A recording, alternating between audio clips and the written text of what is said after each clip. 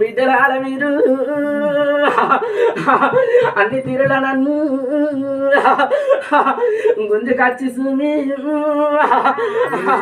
గుళ్ళె కూసుండబెట్టి నన్ను కొట్లాడు పండ్రే నువ్వు తమంతదనికో ముందు మారిగదానా నా ఇన్న మొక్కిడిసి పెట్టి తమ్ముడి దగ్గరికి పోతే 7 గంటలే నీకు తప్పుతలేవు కదనే